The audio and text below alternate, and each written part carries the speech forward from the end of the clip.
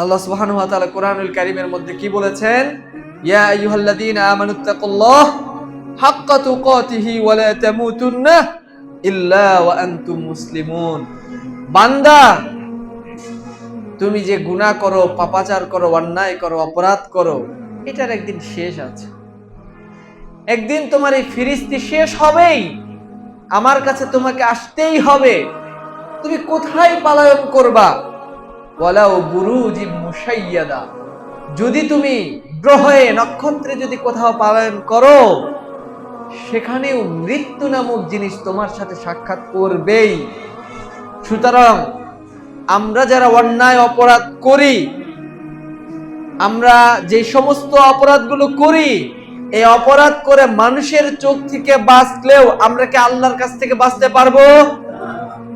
পৃথিবীর ইতিহাসে কোনো অন্যায়কারী, কোনো অপরাধকারী আল্লাহর এই নিজাম থেকে, সিস্টেম থেকে বের হয়ে যে আল্লাহর কাছ থেকে বাঁচতে কেউ পেরেছে, মৃত্যু থেকে বাঁচতে পেরেছে, এরকম কেউ আছে? আল্লাহ তাআলার সাথে যারা সীমা লঙ্ঘন করেছে তারা বাঁচতে পেরেছে? বাঁচতে পারে নাই।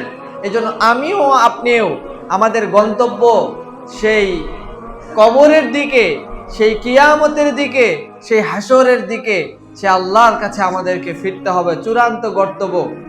এই জন্য প্রিয় ভাইয়েরা, আমরা চেষ্টা করব যে আল্লাহ আমাদেরকে এমনি এমনি সৃষ্টি করে নাই। আল্লাহকে আমাদেরকে এমনি এমনি সৃষ্টি করেছেন। কেন সৃষ্টি করেছেন? আল্লাহ বলেছেন, আফা হাসিবতুম আন্নামা খালাকনাকুম আবাসা ওয়া আন্নাকুম ইলাইনা লা তুরজাউন। আল্লাহ মানুষকে বলছেন যে বান্দা, তোমার কাছে রজব আসে, তোমার কাছে শাবান আসে, তোমার কাছে রমজান আসে, সারা বছর যায়, মাস যায়, সপ্তাহ যায়, তুমি আর নিজেকে কত পরিবর্তন করবা? তুমি কি এটা ভেবে নিয়েছো? আফা হাসিবতুম আন্নামা খালাকনাকুম আবাসা ওয়া আন্নাকুম ইলাইনা লা তুরজাউন, যে আমি তোমাকে এমনি এমনি সৃষ্টি করেছি। এমনি এমনি সৃষ্টি করেছেন আল্লাহ তাআলা আমাদেরকে। কেন সৃষ্টি করেছেন? ওয়া আন্নাকুম ইলাইনা লা তুরজাউন, অবশ্যই অবশ্যই তোমাদেরকে ফিরতে হবে। কোন পথে? আমাদেরকে ফিরতে হবে চূড়ান্ত সেই পথে